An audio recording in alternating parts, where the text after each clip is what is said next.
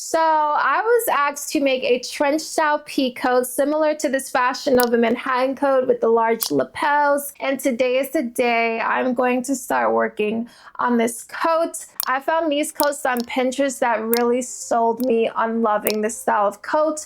And since I've been loving the plaid coats, and a plaid coat is on my list of things I wanted to sew for myself this cold season, I am going to incorporate the plaid into this coat as well. I'm going to start off with a very basic jacket pattern. And when I say basic, I mean no darts, no princess seams, just a basic front, back, and sleeve pattern. You can get this by tracing a jacket you already have and turning that into your pattern for this. I'm using my pattern making book to help me draft my lapels. There's no instructions in here for large lapels, but I'm going to use the basic lapel instructions in this book, and I'll make adjustments to get the larger lapels we are aiming for. The back and the sleeve pretty much stay the same. The front needs all of the adjustments. The first thing I did was extend the shoulder 1 inch at the neckline and angled the bottom edge. That's to get this look here, as well as extended that out 1 inch. And I marked where I wanted my lapel to fold over like this.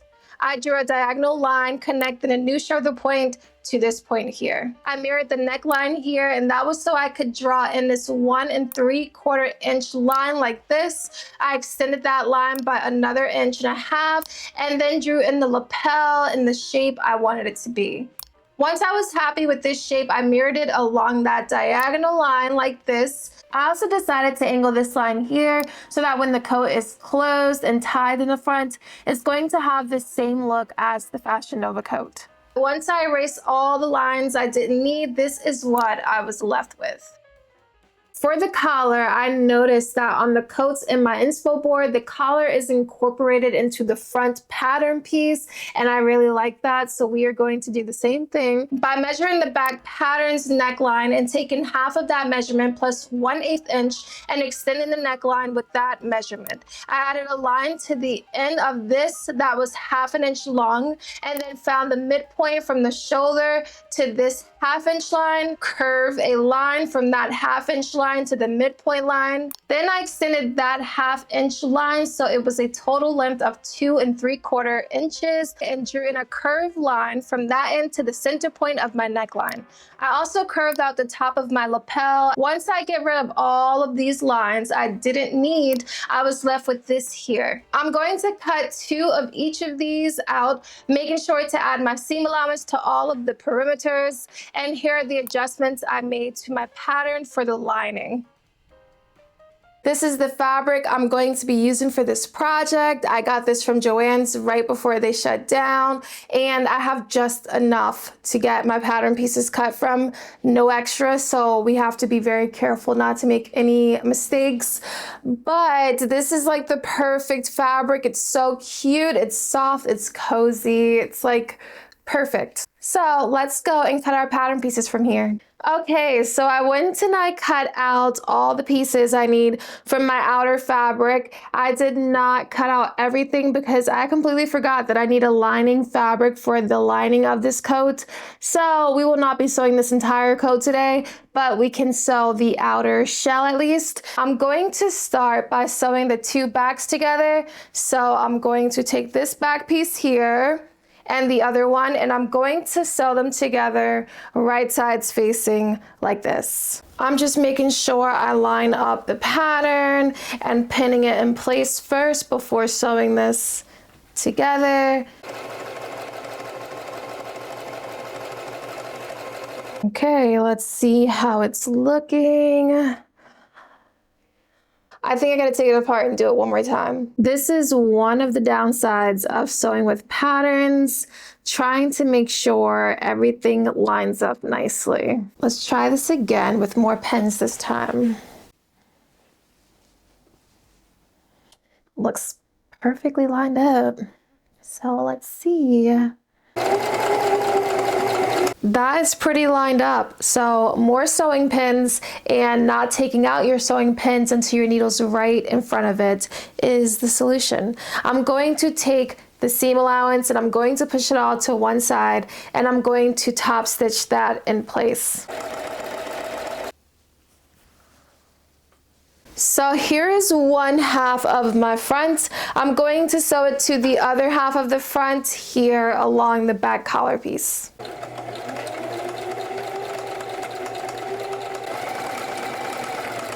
Now I'm going to attach this to the back neckline and shoulders, and I'm going to cut into the corners here so that when I attach it, I can attach this to the shoulder. I can pivot the fabric and attach it to the neckline, and then pivot again to attach this to the shoulder.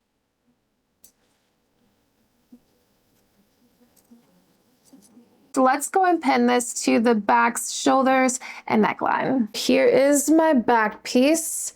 I'm going to start by pinning the shoulders together.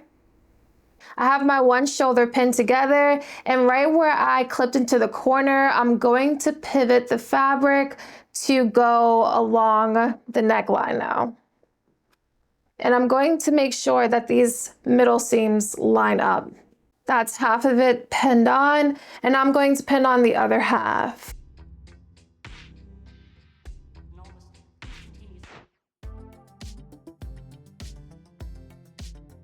I'm going to sew these together with the front facing upward to make sure that I sew these corners nice and neat.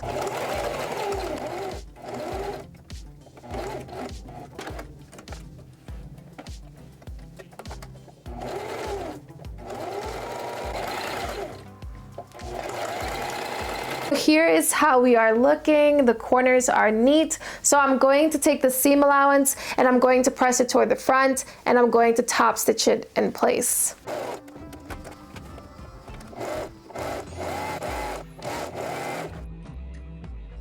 It's time to add the side seam pockets. I already went and sewed the pocket pieces together. So for one half of the pockets, I'm using this very soft, very cozy wool-like fabric because I want the pockets to feel nice and warm when I put my hands in there. And for the other half of the pocket, I'm using this lining fabric. I really wanted two sides of this, but that might be a little bit too bulky. So I just did one side with the lining. The pockets can be whatever length and width you want them to be. I just like my pockets to be wide and long enough so that I can fit my hand and my phone. I measured up from the bottom edge 5.5 inches, added a notch, and I placed my pocket at that notch, and then I pinned my pockets to the back sides and the front sides. After stitching the back pocket pieces on, I just turned them out and top stitched.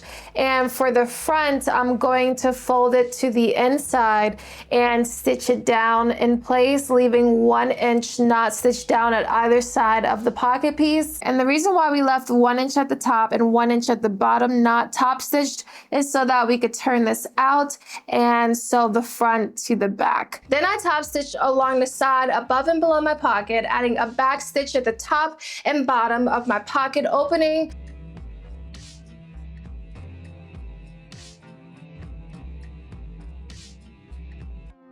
I'm going to go and quickly sew my sleeves on before I lose daylight. With my sleeve right side out, I'm going to put it into the armhole of my coat, which is inside out, and I'm going to line up the seams at the armpit. And then I'm just going to pin the rest of the sleeve to the armhole.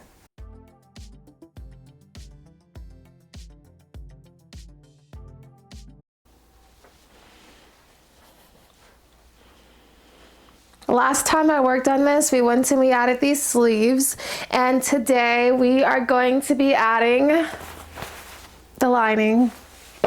Well, we're gonna sew the lining together, and hopefully we'll have enough time today to add the lining as well.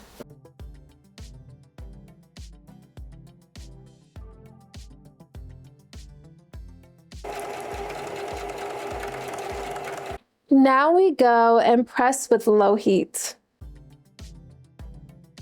While I still have the iron out, I went and I did a back tack stitch at the base of where the pleat's gonna go at the center back lining. So I'm going to go and press that into place.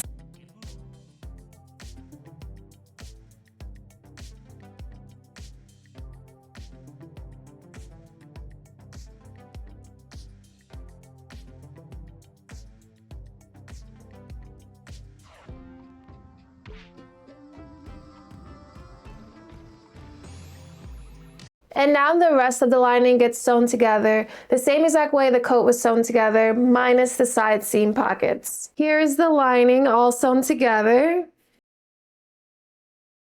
Let's go and get this stitched to the outer coat. I'm going to start attaching these by sewing the two along the top edge and the bottom edge.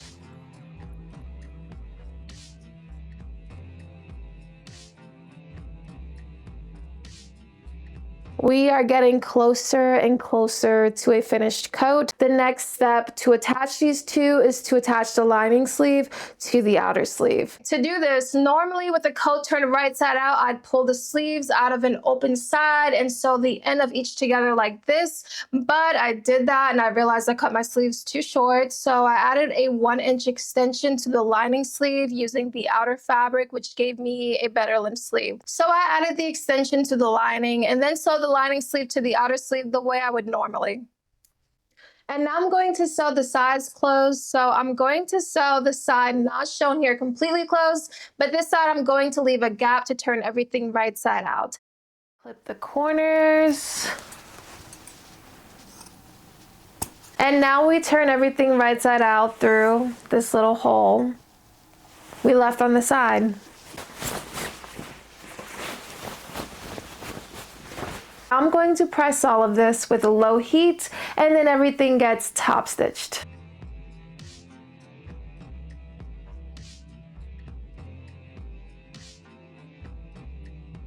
I also top stitched around the bottom of the sleeves. We made a lot of progress yesterday. The lining is completely sewn into the coat, and now the very last step to complete this coat is to sew the belt. I did not have a long enough piece of fabric for that, so I am going to attach this fabric to this here and turn that all into a nice cute little belt. I cut the longer piece of fabric I have for the belt in the center and I added the extension to the center back. Since the print is a little bit different on that piece, I figured it would look okay in the center back. And I'm going to fold this in half and stitch it down all the way down across like this. And then we're going to turn that right side out. I stitched along one of the short sides first and down the length of the belt, leaving one short side open to turn this right side out.